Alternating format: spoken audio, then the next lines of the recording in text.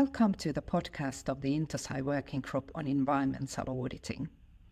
We are a global network of supreme audit institutions, or SAIs as we like to call us. I'm Vivi from the National Audit Office of Finland, where I head the Secretariat of the WGEA.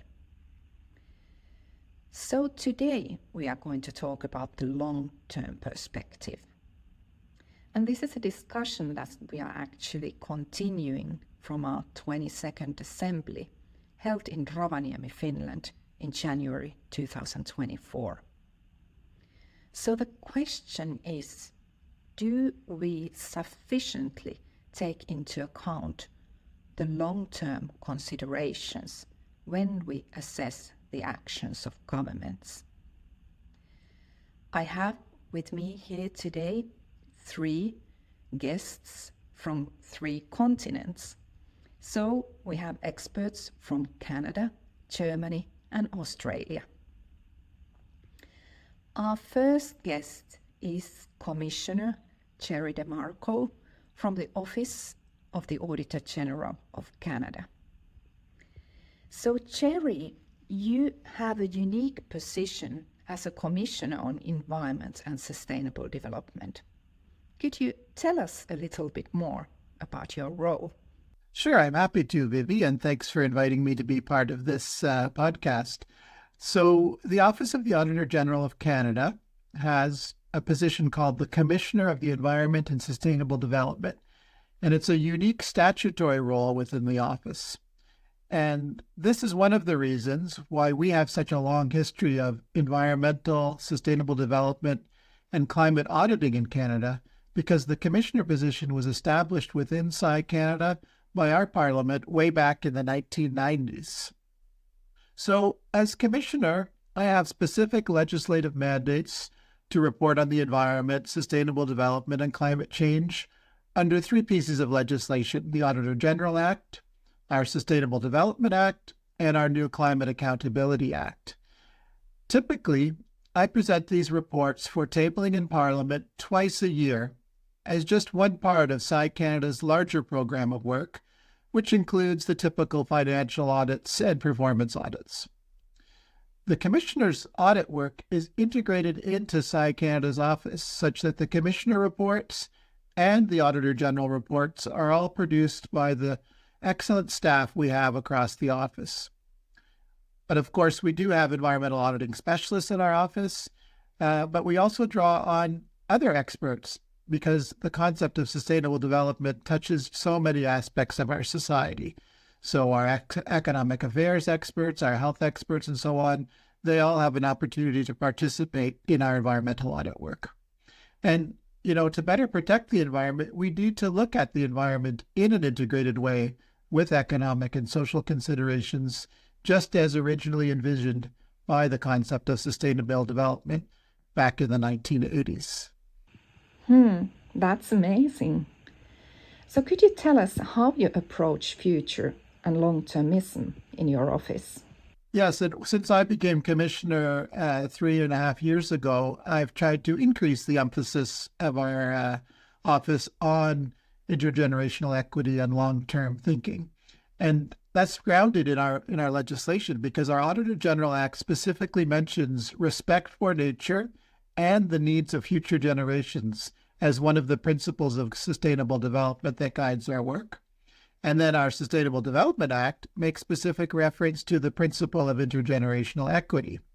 So you see, long-term thinking is embedded right in the principles of our legislation. And we also have had a long involvement in an international network of institutions that have mandates relating to future generations. So if you couple that with my own personal interest in the concept of intergenerational equity, then we have plenty of reasons to emphasize long-term thinking in our work.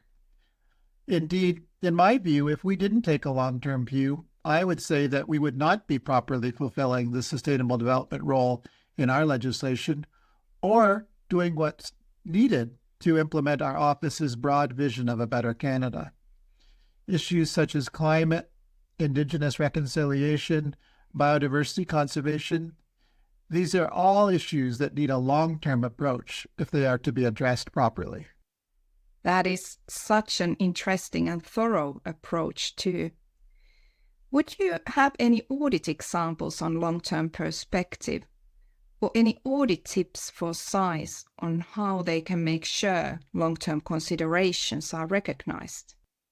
Yeah, sure. One comes to mind, Vivi. And, before I get into that example, I want to point out that even though there are some unique aspects of Canadian legislation about environmental auditing, having a commissioner role, and mentioning long-term issues in the legislation, really any SAI can take a long-term approach as part of its regular work doing performance or value from auditing. If one is auditing an environmental issue or a sustainable development issue, it is open to any SAI to decide to take a longer-term approach to the audit.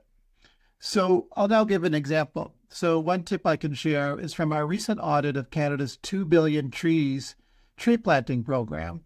And the timescale selected in assessing the value of that program can have a big difference in the conclusion of the audit.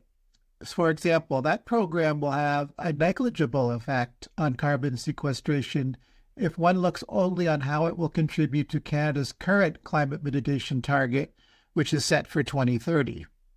But if you take a much longer view, keeping in mind how long it takes for trees to mature, especially in a relatively cold climate like Canada, you can see much more value in this program in the later years of the program, because much more carbon will be stored in the decades to come as compared to the first decade after planting. We have a graphic in our report that really shows how the payoff for this program changes quite dramatically when one looks farther into the future.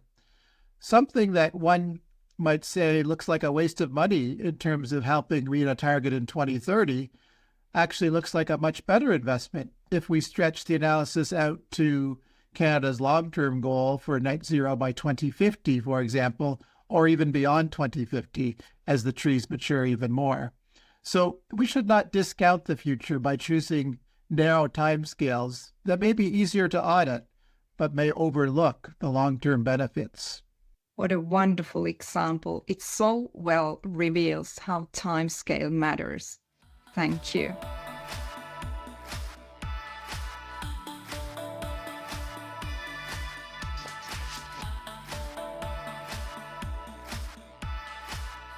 So our second guest today is Director Ahmed Demir from German Bundesrechnungshof.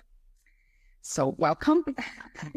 So Ahmed, could you tell a little bit what is your overall approach to sustainable development in German SAI? Well, yes, thank you, Vivi, for having me. It's a pleasure to be with you. Well, first of all, let me say that the German Bundesrechnungshof audits performance, regularity, and compliance of federal financial management. We have rules and regulations in Germany regarding sustainability that, of course, federal government has to follow.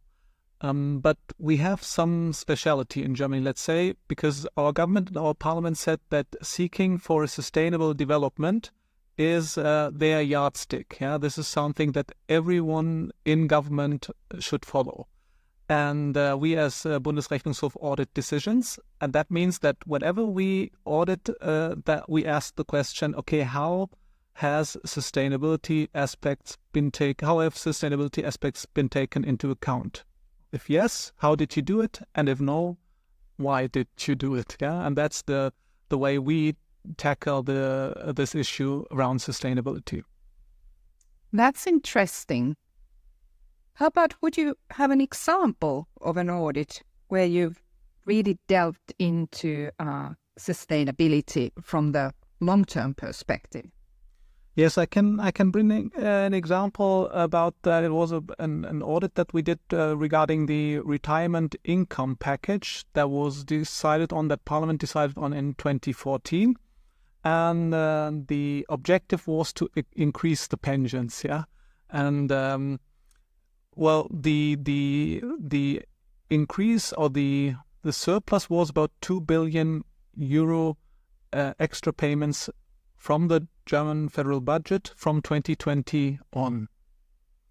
And I can still remember that the minister in interviews used to say, okay, the elderly people deserve this extra payment, and of course we can afford it, as a German society, and we have to do it. And it's just 2 billion euro in 2022, so the budget is able to carry this. Yes, and what he did not say is that in 2030, the estimated additional expenditures shall be more than 10 billion euros. This is what they expected. And we have something in Germany. The Ministry of Finance reports on the sustainability of the public finances. And what they found out and wrote down in their report in 2014 was that now we have no problem with the budget, but within the next 10 years, namely from 2026 on, there will be a deficit in the budget. And this deficit will increase, and by 2060, it will reach 3% of GDP. And that means it will be more than 100 billion euro yearly deficit if everything stays the same. Yeah. And if one could have, has taken those 10 billion or more for the retirement package into account and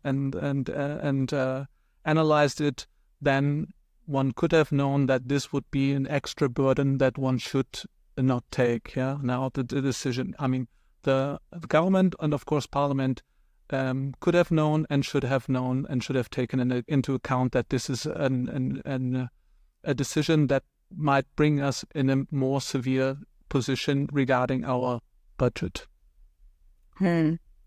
Interesting. Massive amounts of money. How was this audit taken? Was it like discussed a lot in publicity, or what was the reaction? You're asking a difficult question because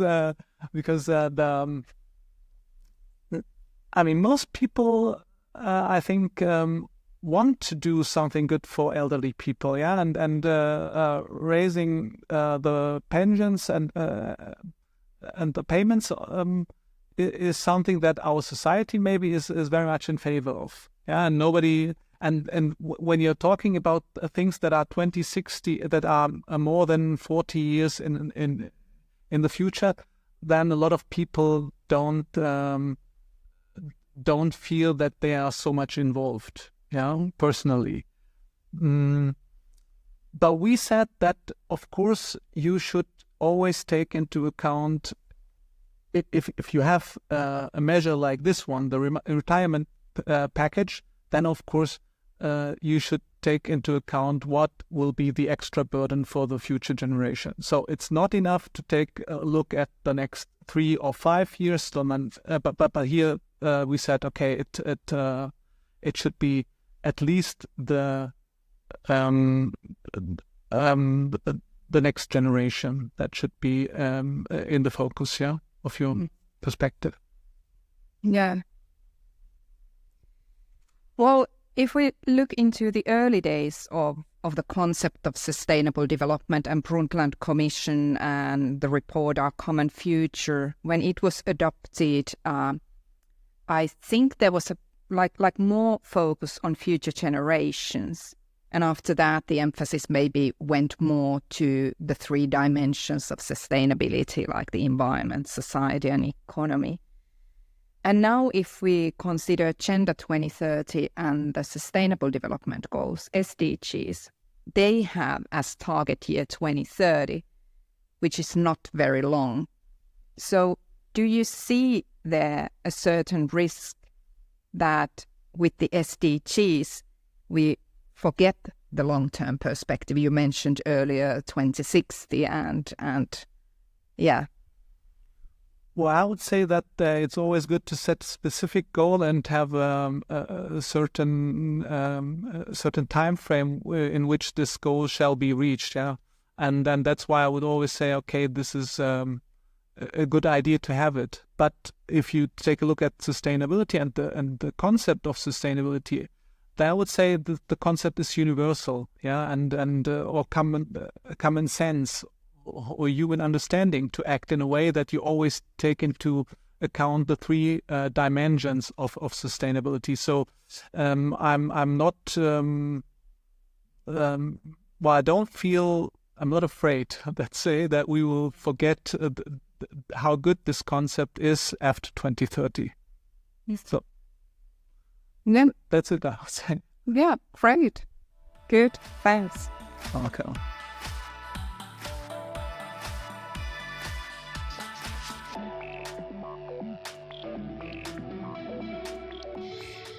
So our third speaker is from the Audit Office of New South Wales in Australia.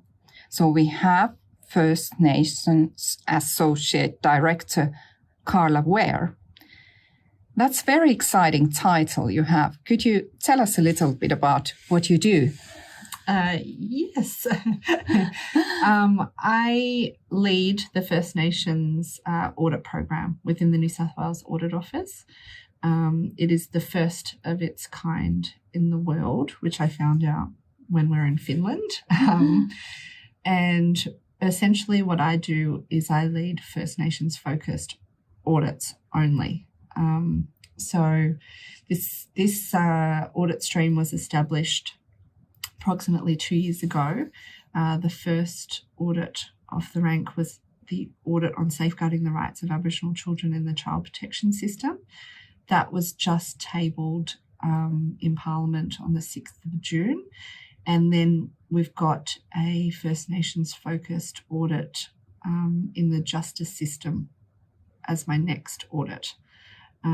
Both of these issues are quite, I guess, what's the word, Vivi? They're really quite harrowing and pervasive in our communities. If you think about the statistics, we only make up 3% of the population. The out-of-home care, which is, when children are taken away from their parents, the out-of-home care population for Aboriginal children in New South Wales is sitting at around 50%. Oh, dear. And then the incarceration rate for Aboriginal adults sits at around 40%. And then if you look at youth justice, it's sitting at around 65% for First Nations children. So essentially, that's what I'm doing at the New South Wales Audit Office. That's so interesting and really heavy topics. Yeah. How about considering this long-term thinking? How does that look like from the Indigenous space? So I've heard, for example, on the 7-generation principle. What does that mean? The 7 generations principle, it takes a form. It might not be called that across, First Nations communities, but basically I would say it's inherent in probably each of our countries, each of our communities. And it's essentially this consideration of, looking at the interdependence we have. So those who have come before us and those generations that are to come after us. And I guess the foundation of the principle is the choices, behaviours and mistakes that we make can reverberate throughout history. So we have an obligation on ourselves to challenge ourselves about the impacts that our decisions are going to have for future generations. And so in taking that into the First Nations audit program, I can give you a kind of concrete example. Oh, yes, please. In the child protection space. So in undertaking the child protection audit, it was important to look at what had come previously, so what had happened for the previous generations. In Australia, we had this policy where Aboriginal children were taken for simply being Aboriginal, and that policy did not cease until the 1970s. They were known as the stolen generation. And what we need to do in terms of looking at that is there needs to be a recognition of this intergenerational trauma that has existed because of government policies on Aboriginal communities in New South Wales. And then we need to, so that's the history. The current is, this history has led to a situation where the removal of Aboriginal kids from their families remains disproportionate today. So we were looking at what is happening today to avoid this situation carrying on into the future. So we looked at the agency's governance, accountability, the culturally appropriate programs that are around to address the reasons why Aboriginal kids are coming into care. A central tenet of the audit was the right for Aboriginal people to self-determination, and that was around decisions that they make about, services and decisions that they can make around their children. And if, for safety reasons, their children end up in out-of-home care, their rights to the transference of their culture to the children, which is really important, again, for that future generations, to ensure the continuity of our cultures and our families continues. It's really important. So it was really, I guess that idea of the 7 principles was really kind of permeating through that audit. And there is this real necessity to ensure that the statistics that we're seeing, and you talk about statistics, but they're not statistics, they're actually children. It's not carried forward. Too many generations have come before, and we need to see a change. And we're talking about children in this regard, but as an audit office, we're looking at ineffectiveness, inefficiencies. In the child protection system alone, $2 billion is spent each year on this system. And if we're continuing to see these statistics, then it's our responsibility to call it out. That's so interesting that it goes both ways. I mean, to the like backwards and forwards. Yeah. So long-term thinking both ways. But now we've had today examples from forest policy, from pension system, and now from child protection.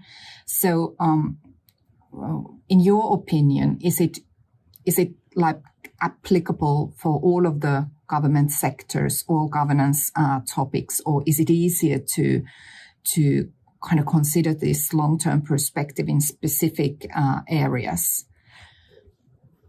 No, I think it's applicable across the board, Vivi. Any decision we make, whether it's, in relation to forestries or if it's in relation to pensions, is going to have some kind of impact for future generations. And I think it's short-sighted if we do not consider that. In the human services space, particularly, I mean, that's where I see it. But I guess across the board, it needs to be considered. You think about a pension fund. Is that what you said? A pension fund? Yeah. The money that is spent today, or the decisions that are made today, they may be made, with the best of intentions, but the future generations and what impact that will have always needs to be considered. A decision that's made today might be great to, I don't know, cut down trees or to, give somebody money, but the significance of that decision needs to be considered within the context of what is good for our grandkids, great-grandkids, great-great-grandkids, and what are we leaving them? Because ultimately they're our legacy. So how about, have you done any work related to environmental topics? My specialty, Vivi, has really been in the human services sector. But at the start of the year, we went over to Finland for the SAI conference and on climate change. And the information that was presented at that forum was really relevant for First Nations people. So we've recently incorporated a climate change topic on our forward audit program. So we're going to be looking at Indigenous perspectives in climate change in New South Wales, and how the voices of First Nations people are incorporated in that issue, and how their voices are, how that translates into outcomes for First Nations people. Oh, that's so exciting, and so happy to hear that the WGA Assembly acted as a sort of an inspiration for that audit. Oh, yeah, it really did. Yeah, absolutely. Seeing some of your First Nations people and the effects that climate change was having. My people come from the Torres Strait, and obviously with the rising sea levels, we've got that very real immediate impact as well. And it just really clicked for me in that conference, that, again, thinking about that seven generations, there's all of these kind of immediate priorities, but climate and the way that we care for country is like, it's everything. It's everything, particularly to First Nations peoples and communities.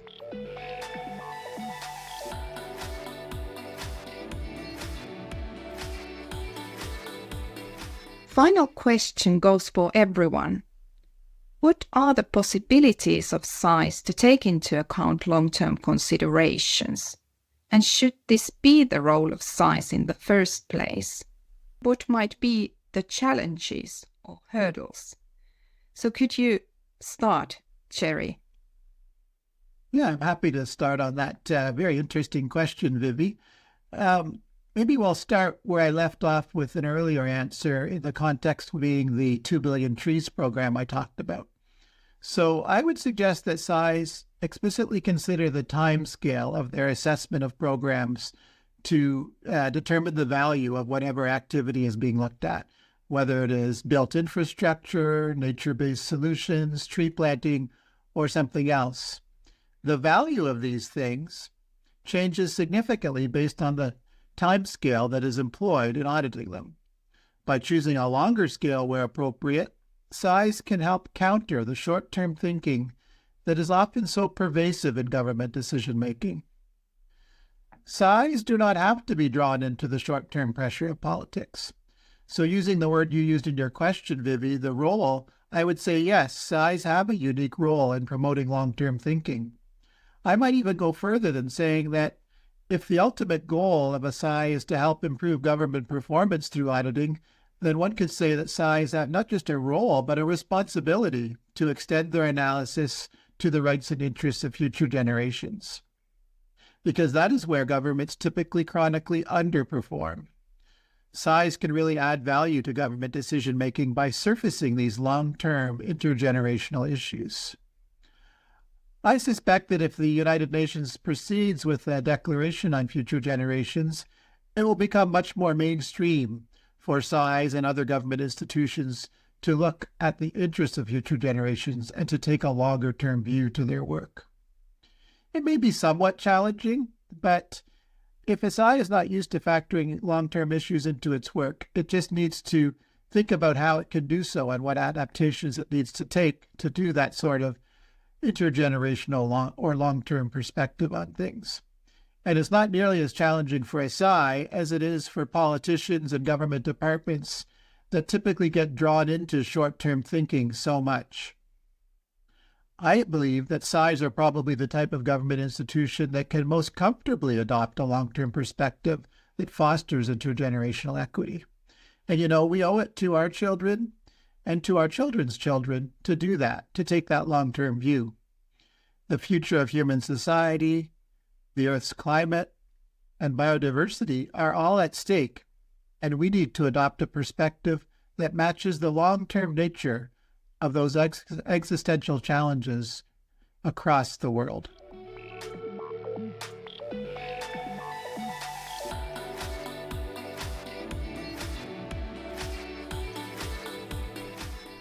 Well, thank you, Vivi, for the question. I totally agree with what Jerry just said. Yeah, it's, I think, our responsibility to bring in the long-term perspective. Who, if not us, we as independent institutions that are not bound to the election cycles, let's say it like this, could do this. And whenever we see that the measure itself makes it important to look at the long-term perspective, we should do so and bring it in. That's it, I would say. Thank you.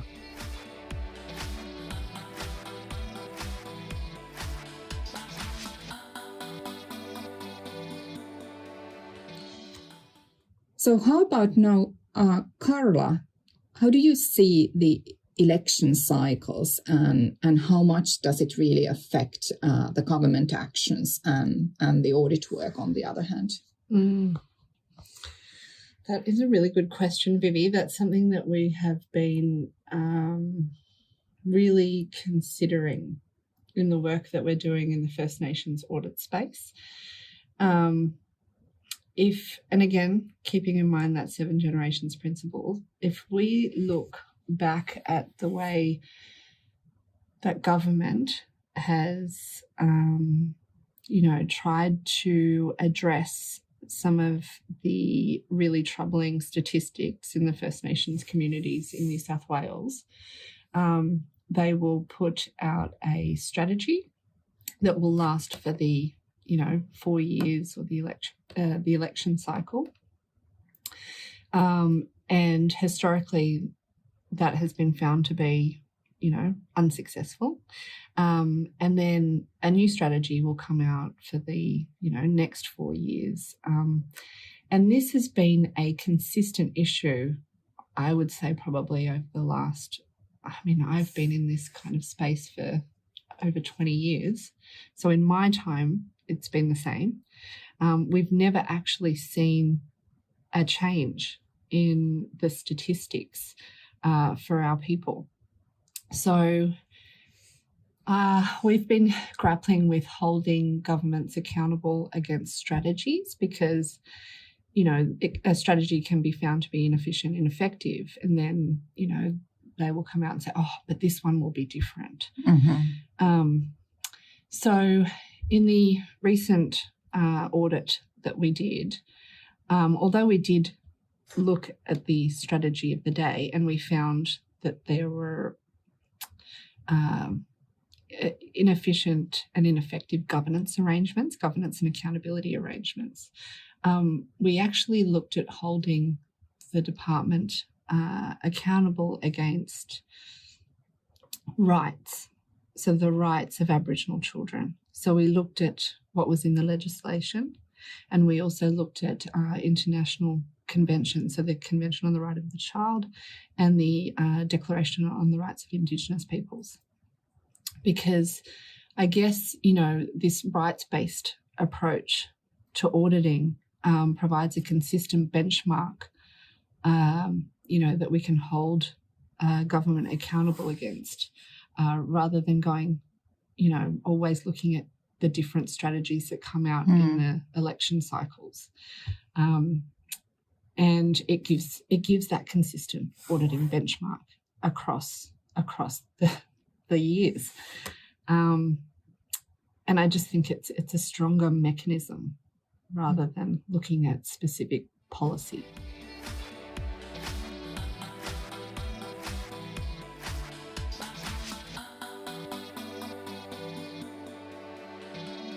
I guess it's a heavy topic.